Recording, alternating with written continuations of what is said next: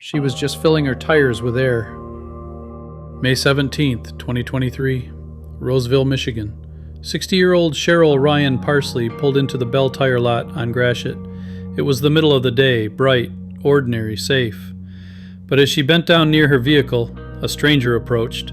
No argument, no robbery, no warning. In an instant, he stabbed her, then slit her throat.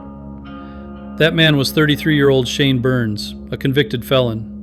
No connection to Cheryl, no reason, just violence. Minutes later, he drove to a bus stop in nearby St. Clair Shores and attacked again.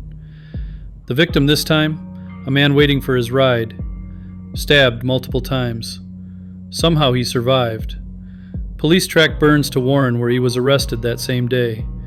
Inside his vehicle, officers found a shotgun, a handgun, and a large amount of ammunition.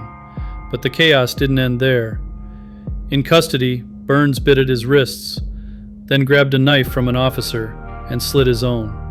He survived and went to trial. The jury took just 20 minutes.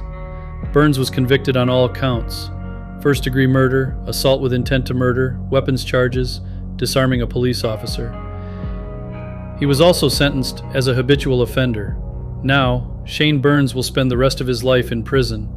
No parole, no second chance. Justice for Cheryl, justice for Robert, justice delayed but not denied. Hazleton, Pennsylvania. December 12, 2020. Ashok Patel was doing what millions do every day, working late. It was only his first week at Craig's Food Mart. He was mopping the floors, tidying up, when a masked man burst through the door. That man was 44-year-old Jafet de Jesus Rodriguez. He knew the store. He knew the machines. He'd lost thousands gambling there, and he wanted it back. Patel was shoved into a closet, shot in the face. A single bullet tore through his shoulder and neck, severing his tongue. Patel somehow still managed to crawl out, bleeding, gasping, trying to call 911. He never got the words out. Rodriguez ran behind the counter, grabbed a bank bag with over $14,000 in cash, then vanished into the night. But he left behind a trail. Surveillance footage caught him wearing a skull tooth mask. His iPhone pinged near the store at the exact time of the murder. And blood found on his sweatshirt, found at his car wash, matched Patel's DNA. His own DNA was on the collar. The motive? Gambling. Rodriguez had been at the same store just 30 minutes earlier, losing money on the skill machines. In June 2025, a jury convicted him of first-degree murder. And on July 24th, Judge Michael Vo made it official. "You blew his tongue off," the judge said. "One of the hardest videos I've watched." Rodriguez was sentenced to life in prison with no parole, plus 15 more years. All for $14,000. All for a game. And a man simply doing his job was left to die on the floor. Southeast Atlanta. Spring 2022. For 12 days, the same neighborhood lived in fear. 3 shootings, 3 different victims.